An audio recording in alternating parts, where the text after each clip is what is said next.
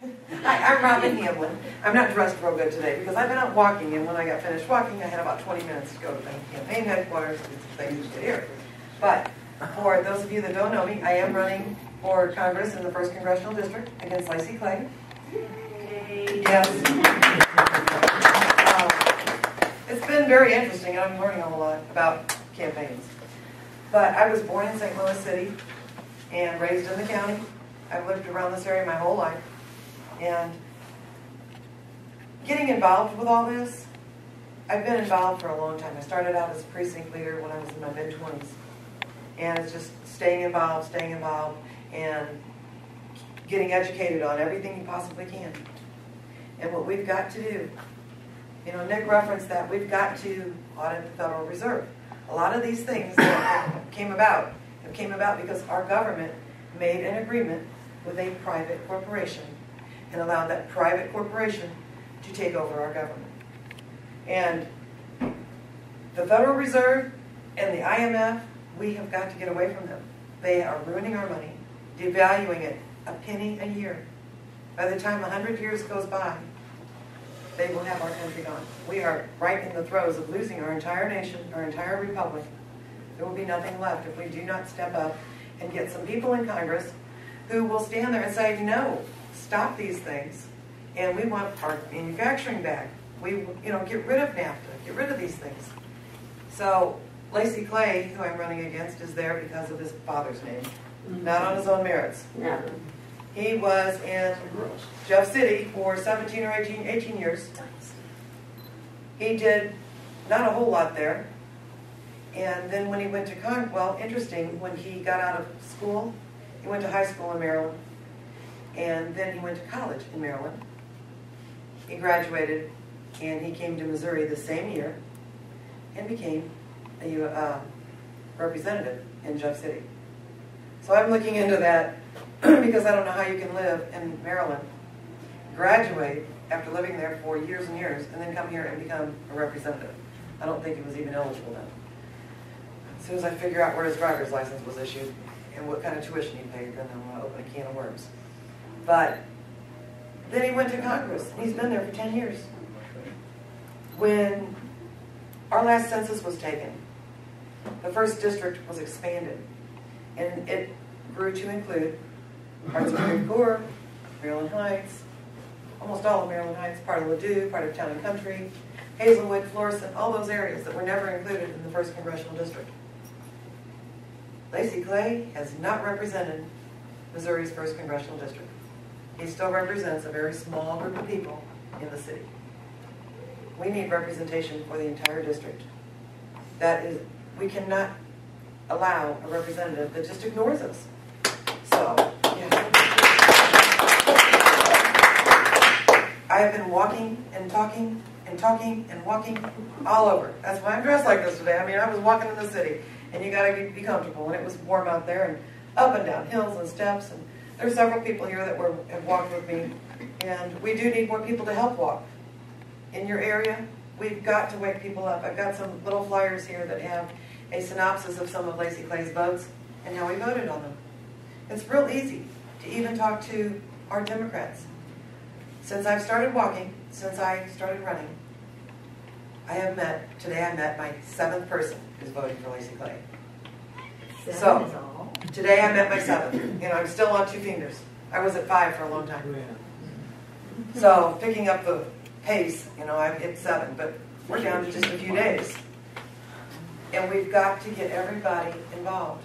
Let your neighbors know. Call your friends. If you don't live in the 1st district. Who else is running?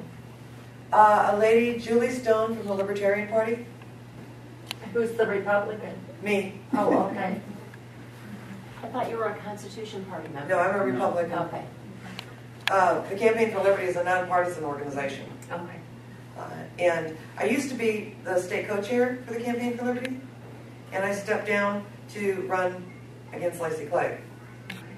We have got to have people who listen to everybody in the area, who listen to our state reps in Jeff City, our state senators in Jeff City. A representative listens to people and then goes and tells what it is that they wanted. And you know the Constitution. Yes, I do. I do know the Constitution, and I do give it away all the time. In fact, I taught a class the other day at a high school in McClure South. I got to go there for, Lacey Clay and I had a debate. Very interesting. I had to call him on a few things. And I gave away constitutions, and I explained to those kids what political parties are, and that the Republican Party and the Democrat Party today are not the Republican and Democrat Party of 40 years ago. Those party platforms change every 4 years, and they should learn to read them and decide who to align themselves with, and that they also have other candidates besides the Republicans and Democrats. You know, I did it very fairly. I was nonpartisan and told them about every, the Libertarian Party, the Constitution Party, the Republican Party, the Democrat Party.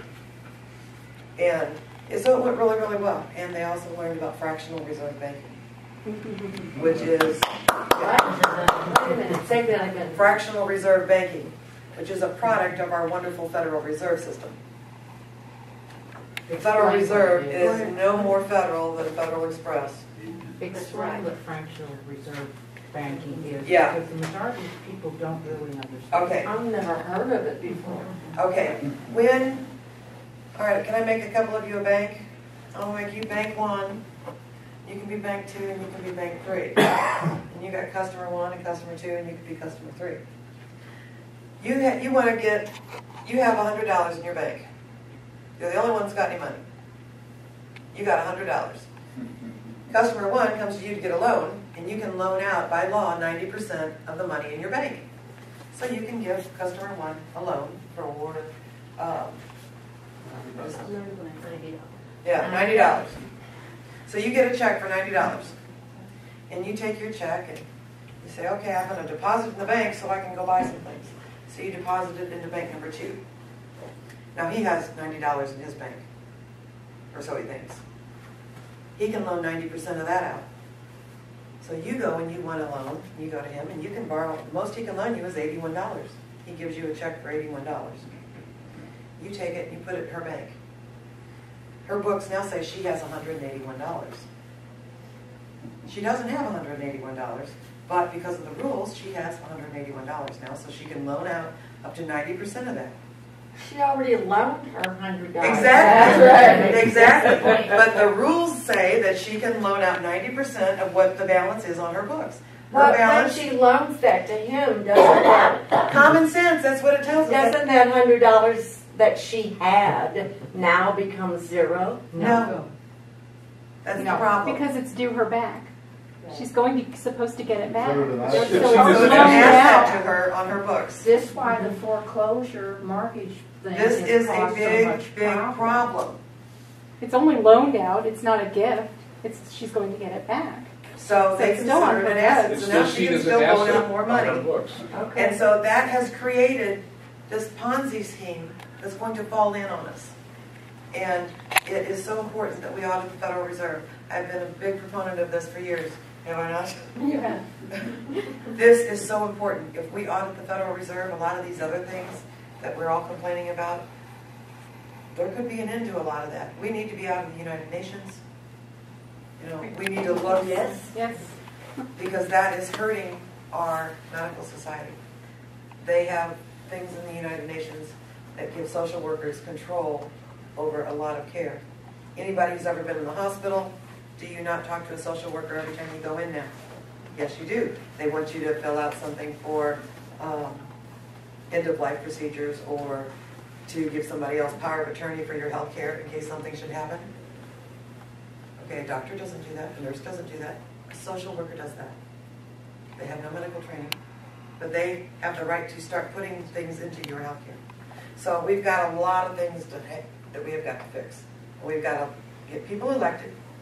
They will stand there and say, I'm not budging. And when I say I'm not budging, I will put my back against the wall and I do put my feet up and I do not budge. And I do not back down. So anyway, my name is Robyn Hamlin. And I would really like to have your vote on November 2nd. And I'd really, really, really like to have your help before then. And we've got signs and some information that we're giving out. I've got a little paper I give out with some of Lacey Clay's votes. And that opens a lot of doors. So, if anybody could help, I would really appreciate it. Thank you. So, When you were talking to the students, you know, when you did the example on Yeah.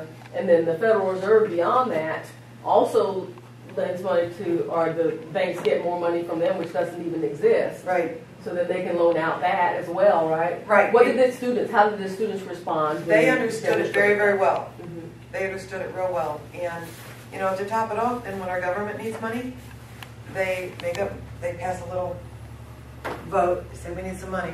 They make up a piece of paper about this size, and they hand carry it. They physically hand carry it over to the Federal Reserve. And they say, we'll give you this piece of paper if you will print out $500 billion. And poof, magic happens. All these zeros appear, and they've got money. And then you, I, our children, and our children's children owe this debt.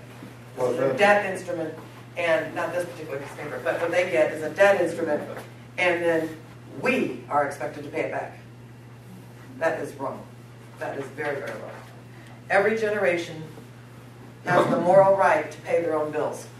Nobody in this room would go out and get a house loan and say, tell the banker after it was approved, cool, thank you for the loan. I'm not going to pay it. I just had a grandchild born last week, and when they become an adult, they'll pay my loan.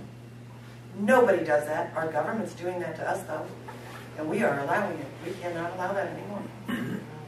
All right. Thank you.